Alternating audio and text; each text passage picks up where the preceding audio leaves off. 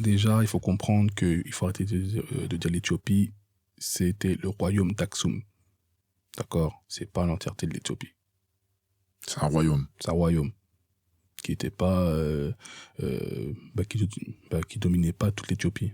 Et c'est qui le saint déjà qui était venu là? C'est Saint Fumer? C'est Frumens. Voilà. C'est Frumens.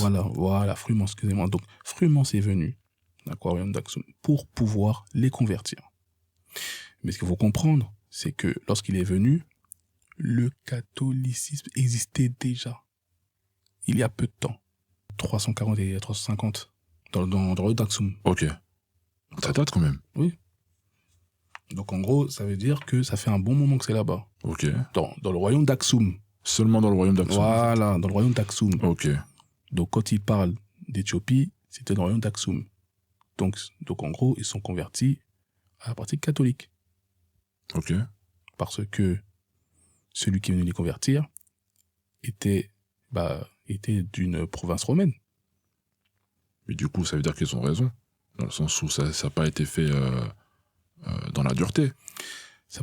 Bah oui, c'est vrai, ils ont raison. Ça n'a pas été fait dans la dureté, mais c'était fait par un colon.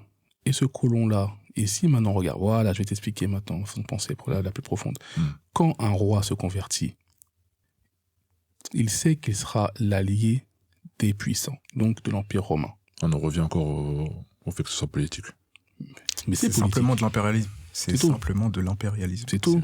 Faut pas voir comme si ils avaient pris ça parce qu'ils ont eu une révélation, une illumination. C'était à des fins politiques. Okay. Parce que l'empire le plus puissant à ce moment-là, c'était l'Empire romain. Donc c'était pour faire une alliance? C'était pour être sous le protectorat de l'Empire romain, c'est tout. Très clair. Donc en gros, quand tu deviens, et je t'ai dit que quand tu deviens catholique, tu es sous la coupe de l'évêque de Rome, donc le pape. Donc en gros, si lui, il voit que quelqu'un qui est sous sa coupe est en danger, qu'est-ce qui se passe? Les alliés vont venir.